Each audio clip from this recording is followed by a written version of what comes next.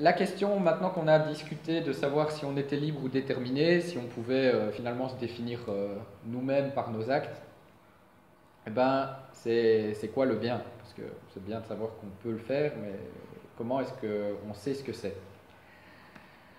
C'est un peu de nouveau une question qui, moi, me semble existentielle. C'est voilà, de nouveau une illustration avec Calvin et Hobbes de Calvin qui dit imaginons que ce carré représente notre vie, avec point de départ, point d'arrivée. Le temps est fugace. Qu'est-ce qu'on a fait de notre vie? Qu'est-ce qu'on a fait entre les deux? Est-ce que c'est pas avons-nous enfin, est-ce que c'est pas la seule question qui compte? Est-ce qu'on a fait des choses importantes? Est-ce qu'on a fait des choses qui ont du sens? Alors, spoiler sur les trois grands courants de réponse à la question. Qu'est-ce que le bien? Comment définir le bien? C'est quoi les critères du bien? En fait, on a l'éthique des vertus, sur laquelle j'insisterai moins, le déontologisme et le conséquentialisme. Alors, selon l'éthique des vertus, un acte bon correspond à justement le déploiement de certaines vertus. Par exemple, la vertu de courage, a des qualités finalement qu'on retrouve chez la personne. On dit qu'une personne a fait preuve de courage. Dans le développement personnel, vous retrouvez fort cette éthique des vertus où on tâche d'être plus authentique, etc., etc. Donc l'accomplissement, le perfectionnement de qualités essentielles. Souvent, c'est lié aussi à cette idée de on atteint le bonheur par la vertu. Chez Aristote, vous avez ça. On atteint le bonheur en étant de plus en plus vertueux. C'est tout ce que je vous demande de retenir pour cette éthique des vertus qui, à mon sens, mais c'est un point de vue philosophique, peut se retrouver finalement dans le déontologisme et ou le conséquentialisme, finalement. Le déontologisme, c'est l'idée qu'une bonne action, c'est en fait une action qui correspond au respect de règles morales, à des lois, à des préceptes, à des principes. Par exemple, tu ne tueras point. Tu ne tueras point, une loi. Le fait de correspondre à cette règle, c'est bien agir. Traiter son prochain comme soi-même. Déontologisme assez pur qu'on retrouve chez Kant. Kant, c'est le déontologiste par excellence. Et puis le conséquentialisme, c'est l'idée qu'une action est bonne ou mauvaise. On peut dire qu'une action est bonne ou mauvaise en fonction de ses conséquences concrètes. Et ces conséquences, on va les mesurer notamment au niveau des peines, des souffrances ou des plaisirs, des joies. En gros, pourquoi frapper c'est mal? D'un point de vue déontologiste, frapper c'est mal parce qu'on ne peut pas frapper. D'un point de vue conséquentialiste, frapper c'est mal parce que ça fait pleurer autrui, ça lui occasionne de la douleur. Vous voyez la différence? En fait, un même acte jugé d'un point de vue déontologiste ou conséquentialiste est jugé bon ou mauvais, soit en fonction de la règle à laquelle il se réfère, soit en fonction des conséquences, bonnes ou mauvaises, en tout cas agréables ou désagréables, en termes de plaisir, de peine, de douleur, de joie, chez les personnes. Alors le déontologisme, chez Kant, c'est l'idée que le bien, c'est une fin en soi. Donc le bien, on peut avoir des biens hypothétiques, des biens conditionnels, mais il y a aussi des biens catégoriques, des biens en soi. C'est quoi la différence? Donc, en gros, si je viens donner cours à l'IEX pour choper de la thune, eh bien, en fait, là, mon acte moral est déterminé par une finalité extérieure. Mon acte moral n'est pas bon en lui-même, il est bon en fonction de sa conséquence, en fonction de finalement, ce à quoi il aboutit, son aboutissement. Pour Kant, un acte bon, c'est un aboutissement en lui-même. Il n'y a pas de finalité extérieure, il n'y a pas de je donne 5 € à quelqu'un pour obtenir quelque chose. Non, je fais l'acte de donner. Et c'est bien ou mal en soi. Ouais. En fait, ça va être quoi le critère moral de Kant? Ça va dire je peux universaliser mon petit principe d'action personnelle, ma maxime. Donc en fait, l'impératif catégorique de Kant, qui exemplifie sa morale, c'est agis de telle sorte que tu puisses vouloir que la maxime de ton action soit érigée en une loi universelle. Donc la petite loi à laquelle tu obéis en agissant soit érigée en une loi universelle. Alors des exemples, c'est, prenons l'exemple du mensonge, on ne pourrait pas vouloir, dans un régime finalement de fiabilité, de confiance, etc., on ne pourrait pas vouloir par la logique même de la notion de confiance, par la notion de vérité, si la vérité a un sens, on ne peut pas vouloir que le mensonge soit universel. Ce serait juste un non-sens. En fait, Kant, justement, c'est une morale a priori, donc c'est une morale très... c'est une logique morale, quoi, entre guillemets. On ne prend même pas en compte les conséquences de mentir ou pas. C'est juste mentir dans universaliser le mensonge, ça n'a juste pas de sens. Parce qu'à ce moment-là, le concept de vérité et de mensonge n'ont plus de sens du tout. C'est plus compliqué. Il y a une super vidéo de Monsieur Phi sur cette question-là, sur la question de l'impératif catégorique. Et en tout cas, ce qu'il faut retenir, c'est qu'un acte est bon ou mauvais indépendamment de ses conséquences. C'est quand ça suit la loi, peu importe les conséquences. Et donc Kant nous dit mentir c'est mal. Mentir c'est mal. Et on peut prendre même des exemples. Kant, il dirait, en gros, il y a un mec qui se fait poursuivre par une milice. Il vient frapper à votre porte. Alors Kant il est fort empreint des valeurs protestantes, des valeurs chrétiennes protestantes. Donc il est quand même dans, en fait quelqu'un vient vous demander refuge, on pourrait universaliser mon acte d'altruisme. En fait, en lui ouvrant la porte, je ne contredis pas l'altruisme, au contraire. Néanmoins, quand la milice vient frapper à ma porte, ai-je le devoir moral de leur dire, s'ils me demandent si je cache un fugitif, est-ce que j'ai le devoir moral de leur dire que oui? Kant, il va dire oui. Oui, sinon, je ne peux pas universaliser le mensonge. Il ne faut pas mentir. Peu importe les conséquences, peu importe que du coup le fugitif il se fasse décapiter. D'accord? Donc en fait, quand vous avez c'est comme ça, un rapport à la norme qui est plus du c'est comme ça, c'est la loi, c'est la règle, c'est ainsi, eh bien on est plus volontiers dans du déontologisme. C'est le devoir qui compte. Quand c'est la loi, la règle, le principe qui est premier, et en fait, peu importe les conséquences, c'est comme ça. Le démonisme en lien avec l'éthique des vertus, c'est cette idée qu'en fait, il y a un bonheur qui est atteignable. Alors ce bonheur, il peut être objectif ou subjectif. Tous les humains, nous dit Aristote, tous les humains ont envie d'être heureux. Maintenant, le bonheur dépend potentiellement de chacun. On ne sait pas trouver un bonheur universel, une recette du bonheur. Ce serait trop facile. Et donc, il y a des dimensions objectives du bonheur. On sait que on peut être affecté par différentes choses. C'est comme quand on dit, on pourrait discuter de la question, est-ce que l'argent fait-il le bonheur? Et en même temps, est-ce qu'une personne à la rue qui doit dormir dans le froid a autant de possibilités d'être heureuse que nous? J'en sais rien. J'ai bien une idée, j'ai bien mes propres hypothèses, mais c'est une question philosophique de se dire, finalement, est-ce que le bonheur ne dépend que de dispositions subjectives, de genre, c'est une manière de voir la vie qui fait que, en fait, je goûte les choses, j'apprends à voir les choses de manière positive et c'est ça qui va me permettre de m'accomplir?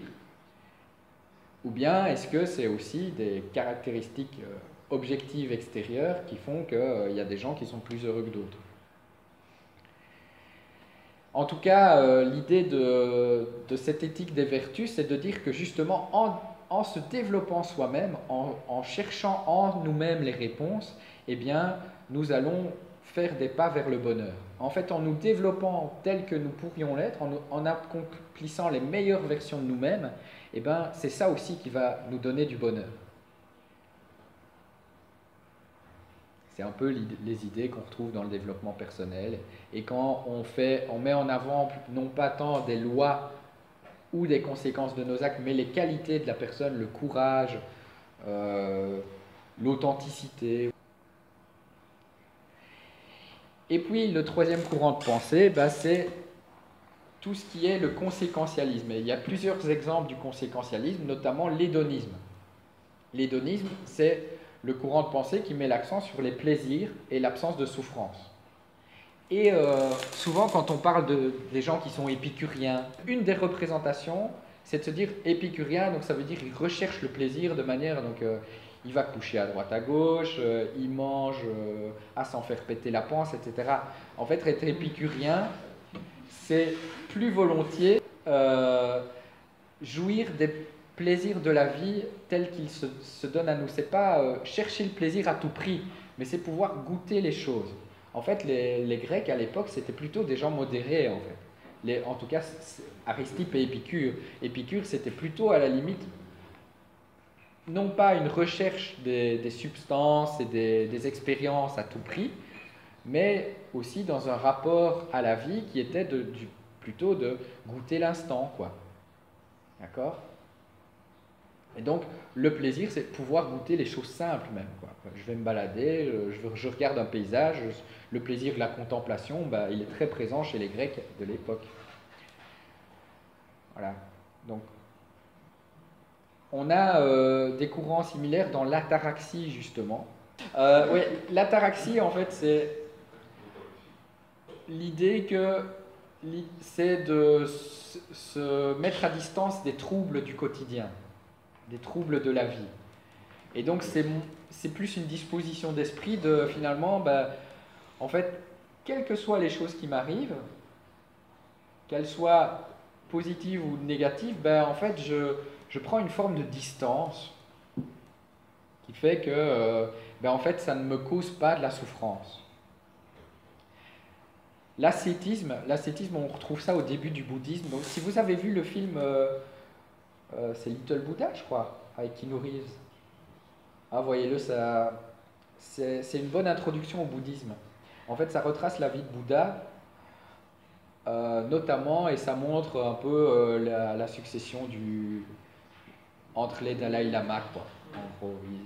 Et en fait, la vie de Bouddha, il y a une phase de sa vie où il a été ascète. Ça veut dire quoi, ascète? C'est en fait, pour ne pas souffrir, je décide de me refuser toutes sortes de plaisirs et de biens. En fait, c'est vraiment une ascèse, c'est vraiment se priver au maximum, vivre une vie très frugale en se disant, voilà, si je ne possède rien, par exemple, je ne peux pas être affecté par la perte. Est-ce qu'il vaut mieux avoir rien et n'avoir rien à perdre, ou avoir des choses et risquer de les perdre? Voilà. Est-ce que c'est mieux, je sais pas, par exemple la vie de couple, est-ce que c'est mieux de s'engager en couple en se disant on risque de divorcer et d'être triste, ou bien est-ce qu'on s'engage pas du tout, et voilà, en fait je me refuse la vie de couple parce que potentiellement je vais souffrir, et je pense qu'il y a quand même de la probabilité pour ça, ou bien est-ce qu'on se dit en fait on pourrait quand même vivre 10 belles années et puis à la fin on se séparera et il y aura de la souffrance. Est-ce que le jeu en vaut la chandelle? Ça, j'ai envie de dire, c'est à chacun de se poser la question pour soi, mais clairement c'est des positions philosophiques plus ou moins radicales de rapport à la souffrance et au plaisir, quoi. Pour éviter de souffrir, je m'évite même le plaisir, quoi. En fait, c'est l'idée que dans les bons comme dans les mauvais moments, il ne faut pas se laisser trop atteindre, quoi. Voilà. Et en même temps, c'est peut-être pas... alors, on a chez Descartes aussi l'idée de contentement. Donc, en fait, Descartes nous dit, il y a des choses sur lesquelles j'ai du pouvoir et donc je peux les changer. Et il y a des choses sur lesquelles j'ai pas de pouvoir. Et ces choses-là, plus volontiers, j'ai plutôt intérêt de m'en contenter. C'est de se satisfaire de ce qu'on a, en fait, chez Descartes.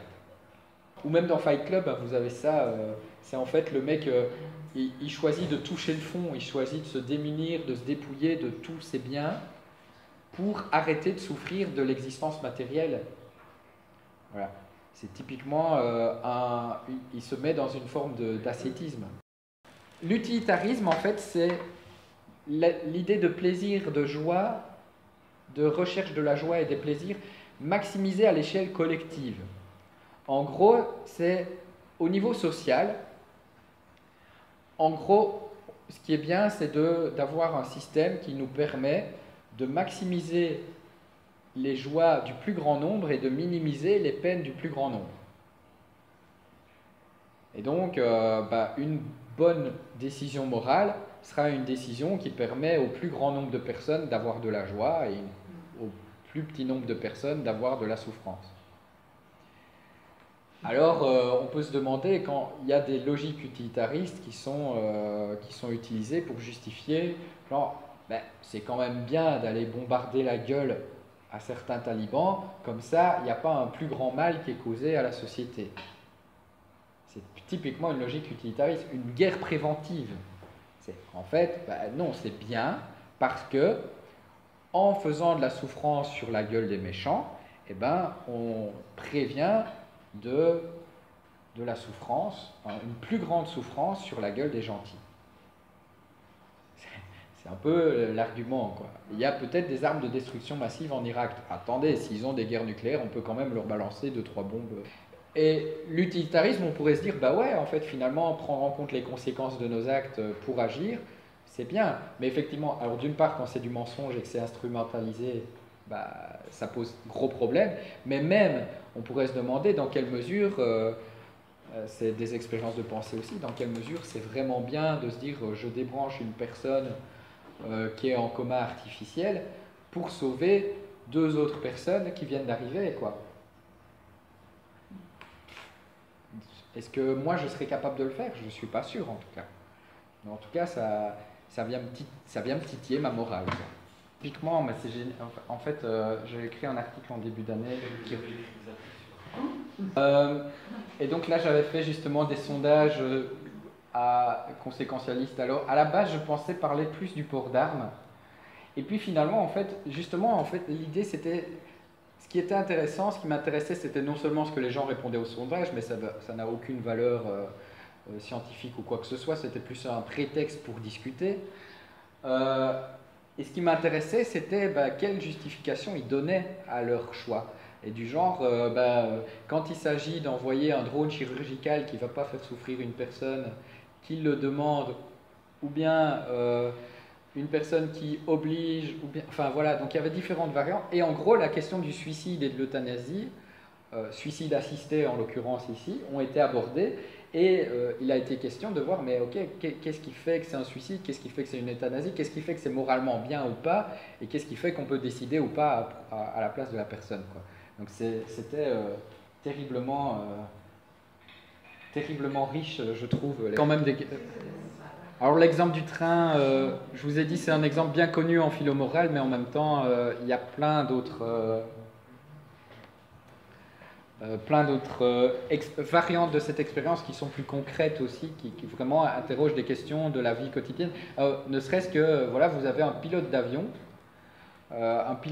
qui se crache, et en fait, d'office, il va se cracher sur une ville. Est-ce que c'est pas éthique de modifier la trajectoire de l'avion vers la ville qui est la moins peuplée, quoi? Mais vous imaginez la responsabilité que c'est, des trucs comme ça. Et bon, ça c'est encore, on n'est pas tous amenés à être dans des situations pareilles, mais il y a des situations dans lesquelles on est amené à être et qui en fait nous disent, tiens, là il y a du déontologisme, là il y a du conséquentialisme, là j'agis parce que ne pas tuer, quoi. Grosso modo, ne pas tuer, c'est quand même un impératif assez fort. Et à d'autres moments, je pèse les conséquences. Vous avez peut-être vu aussi la série The Good Place. Du coup, un petit mot sur l'optimisme et le pessimisme. Quand on veut quelque chose, quand on désire quelque chose, soit on est frustré parce que qui dit désir dit on n'a pas ce qu'on désire, donc c'est frustrant. Soit c'est l'ennui en fait, parce que quand on a ce qu'on désirait, on ne désire plus et voilà, c'est bon, j'ai eu ce que j'ai désiré. J'aime bien illustrer quelque part le pessimisme parce que je vais vous dire ce qui me permet de retrouver de l'optimisme. Alors, on pourrait se poser la question, l'être humain est libre ou déterminé, et puis se dire, mais putain, dans les deux cas, c'est quand même la merde, quoi. Donc, si l'humain est libre, et des fois il choisit le mal, donc il est libre et en même temps il choisit le mal. Donc, c'est quand même... Il n'y a pas de quoi être optimiste, quoi. Donc, ça veut dire que librement, on choisit de se mettre sur la gueule, de se faire la guerre, de se pourrir la vie, voilà. Et en même temps, si l'humain est déterminé, ben là aussi, il y a de quoi être pessimiste, parce que du coup, ça veut dire qu'on n'a même pas le choix. En fait, le mal, il existe qu'on le veuille ou non. Alors moi, ce qui m'a fait retrouver de l'optimisme et ce qui me le fait retrouver, donc c'est le genre de pensée que je peux avoir à certains moments, et peut-être vous aussi. En fait, je me souviens d'un examen de philo, où en fait j'avais fait un travail sur l'inhumain, l'inhumanité. Et en plus, j'avais lu des livres sur les camps de concentration, sur le colonialisme, etc. Donc j'étais allé voir un peu, j'étais allé remuer bien la merde, hein, histoire de bien me conforter dans mon biais de confirmation d'hypothèse qu'il n'y a vraiment rien à sauver là-dedans. Et puis, en fait, le prof me pose une question piège à l'époque, il me demande, est-ce que pour l'acte de certains humains mauvais, vous ne seriez pas en train de condamner l'humanité ? D'ailleurs, il m'a demandé, est-ce que pour un humain mauvais, vous n'êtes pas en train de condamner l'humanité? Et je ne sais plus exactement ce que j'ai répondu. Il y avait un peu de oui, un peu de non, parce que forcément, je me rendais compte que c'était certains actes de certains humains, et qu'au fond de moi-même, en fait, je n'avais pas envie de condamner l'humanité tout entière. Si je condamne l'humanité tout entière, d'ailleurs, je me condamne moi-même, c'est quand même triste. Et puis, il m'a posé la question, et si pour un seul être humain qui en valait la peine, il ne fallait pas sauver l'humanité? Et si, en fait, il a juste mis des mots sur un truc que j'avais profondément en moi. Je vous ai dit, la philo, moi, ce qui m'a fait du bien dans la philo, c'est que ça a pu mettre des mots, ou ça a pu mettre un éclairage sur des trucs qui étaient dans mes tripes, finalement. Et que là, je me suis dit, waouh, ça verbalise, en fait. En fait, c'est de se dire, ben, au final, oui, il y a des raisons d'être pessimiste. Et si pour un seul petit mieux qu'on pouvait faire, et si pour une brique qu'on met dans un édifice qui est plus large que nous, eh ben, ça valait quand même pas le coup de se battre et de croire en l'être humain, de croire en certains êtres humains, etc., etc. Et finalement, de retrouver une manière d'être optimiste. Donc, finalement, en quoi est-ce que c'est bien de faire de l'éducation aux médias? Qu'est-ce qui fait que c'est bien? Alors peut-être que vous dites comme ça, ben, je fais pas ça, enfin, je fais ça plus parce que j'aime bien, j'ai pas une vision morale. L'éducation aux médias, c'est pas de la morale, en plus il faut être neutre. Moi j'ai envie de dire, c'est pas de la morale au sens, vous faites de la morale et vous dites aux gens quoi penser, mais il y a peut-être bel et bien une vision morale derrière l'éducation média. Et je pense notamment à la question de l'émancipation, c'est de se dire, bah tiens, prendre conscience des jeux de pouvoir dans lesquels nous nous situons, des éventuelles inégalités, des éventuelles choses qui restreignent notre liberté. Un postulat, ça pourrait être, bah tiens, en fait, pourquoi à un moment donné, je me dis, ok, bah là, il est peut-être temps de diffuser une vidéo marrante d'un gamin qui joue au dilemme du tramway plutôt que juste de faire cours magistral. Est-ce que finalement, l'éducation média, par exemple, ou même juste éduquer aux médias, par exemple, c'est éduquer à faire un reportage. Est-ce que c'est pas juste le plaisir que ça peut susciter, la beauté que ça peut susciter, donc les conséquences positives que ça peut avoir, ou les conséquences, ou une certaine utilité sociale, etc., etc. Donc quels sont les critères qui pour vous font que c'est bien ou c'est pas bien? J'ai la croyance que si vous êtes là et que vous êtes engagé en plus dans un domaine qui est si socio-culturellement marqué que l'éducation média, bah, il y a quand même une vision du bien. Mais j'ai la croyance aussi que quelqu'un qui se dit je vais enseigner les maths, bah, il a une vision du bien derrière sa pratique. Effectivement, ce que je postule, c'est que bah, il y a une intention et que cette intention, elle est liée à une vision du bien.